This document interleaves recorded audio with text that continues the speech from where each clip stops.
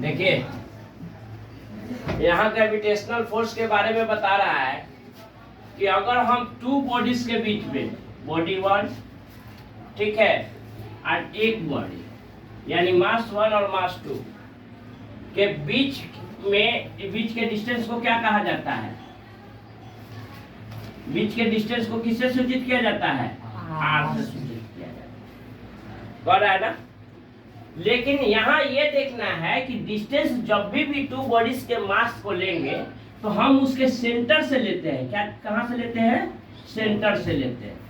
तो यहाँ से लेंगे ना, ठीक है।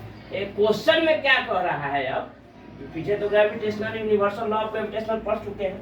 अब क्वेश्चन क्या कह रहा है? 31 क्वेश्चन आपका कह रहा है कि if we double the distance between two bodies, अगर दो मास के बीच के डिस्टेंस को क्या किया जाए? क्या किया जाए? डबल कर दिया जाए, यानी दुगुना कर दिया जाए। क्या कर दिया जाए? दुगुना कर दिया जाए, 2r। जबकि 2r स्क्वायर होता है inversely proportional, f is inversely proportional to the square of their distance between the two bodies, होता है ना। तो यहाँ पर बताया गया है हमको, बताया है, पहले भी हम एथी भी बताए हैं कि F इक्वल टू, सिद्ध करवाए है ना इसको, F equal to G is the constant, होता है कि नहीं? G into M1 mass 1 M2 mass 2 by क्या होता है? R स्क्वायर होता है ना। इसी फॉर्मूला को लेकर के हम आगे बढ़ेंगे। यहाँ पर कहता है कि if we double the distance between two bodies, F equal to G into M1 M2 by, क्या करना है? डिस्टेंस को क्या करना है? यहाँ पर क्या करना है? डबल करना है, यानी 2r स्क्वायर। समझ में आया कि नहीं आया? डबल कर दिए ना डिस्टेंस को, डबल कर दिए। F equal to G into M1 into M2 by 2 into 2 equal to 4r square. We can write here. सही है या गलत है ना?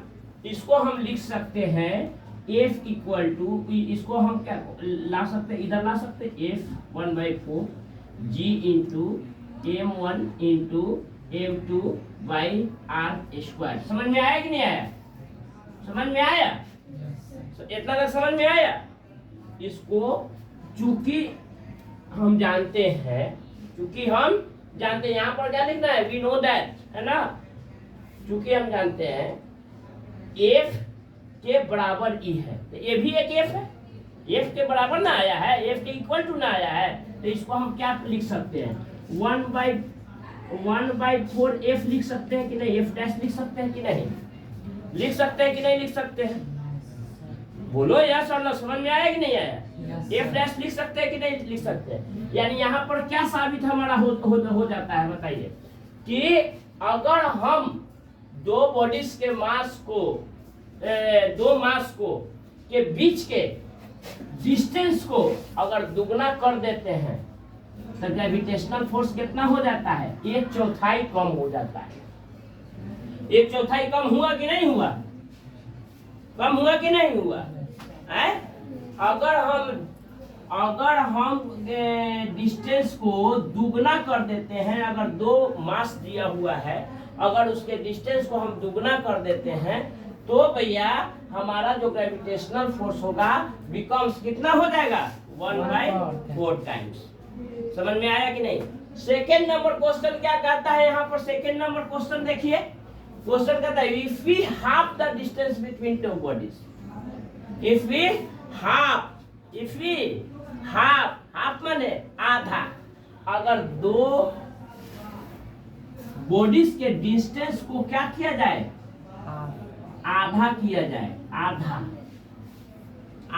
1/2 टाइम्स, है ना, आधा कर देगा, यानी ये वाला घट के कहाँ आ जाएगा? एक आधा पड़ा जाएगा। समझ में आया कि नहीं आया भैया? यहाँ सेंटर है ना, इसका आधा कर दिया जाए तो क्या होगा? क्या होगा यहाँ पर, if we have the distance between two bodies the gravitational force becomes 4 times. Gravitational force कितना हो जाएगा भैया, कितना हो जाएगा, 4 गुना हो जाएगा। ग्रेविटेशनल फोर्स कितना हो जाएगा, 4 गुना हो जाएगा। यहाँ पर इसी फॉर्मूला को हमको लेके चलना है ना, F equal to G into बड़ा M इंटू एगो तो बड़ा M होगा, एगो छोटा M होगा, M2 बाई R आधा है, क्या लिखेंगे, R बाई 2, क्या R बाई 2 स्क्वायर, क्या हो जाएगा भैया, F equal to G into M1 into M2 by R by R square by 4। समझ में आया कि नहीं है, R square by 4। F equal to G into M1 M2 बाई 1 divide by R square by 4। इसको ऐसे लिख सकते हैं, सिंपली आसान बनाने के लिए लिख सकते हैं कि नहीं लिख सकते, इसको गुना में कर देते हैं। F equal to G into M1 M2 into by 1 into 4 by R square लिख सकते हैं, लिख सकते हैं। क्या हो जाएगा, F equal to 4 into G into M1 into M2 by R square लिख सकते हैं, लिख सकते हैं। F equal to 4 into F dash, होगा कि नहीं होगा, होगा कि नहीं होगा। F इक्वल टू यानी क्या बताता है ये, if we have the distance, अगर हम डिस्टेंस को क्या कर दिए आधा कर दिए तो ग्रेविटेशनल फोर्स बिकम्स 4 गुना ज्यादा हो गया। ग्रेविटेशनल फोर्स कितना गुना ज्यादा हो गया, 4 गुना ज्यादा हो गया। अगर डिस्टेंस को आधा कर देंगे तो ग्रेविटेशनल फोर्स कितना हो जाएगा, 4 गुना हो जाएगा। अगर ट्रिपल कर देंगे, ट्रिपल कर देंगे है ना, 4 टाइम्स बढ़ा देंगे, है कि नहीं, कम कर देंगे, तो ये दोनों क्वेश्चन ट्रिपल फोर्स जैसे जैसे कम होगा, जैसे जैसे ज्यादा होगा, इसी फार्मूला पर अप्लाई करके ट्रिपल फोर्स जितना भी है सब के बनाना। समझ में आया कि नहीं आया, जो भी क्वेश्चन आएगा इस फार्मूला से अपना बना देना। आर को आधा कर देना, आर को ट्रिपल कर देना, आर को 4 टाइम्स कर देना। बात को समझा कि नहीं समझा।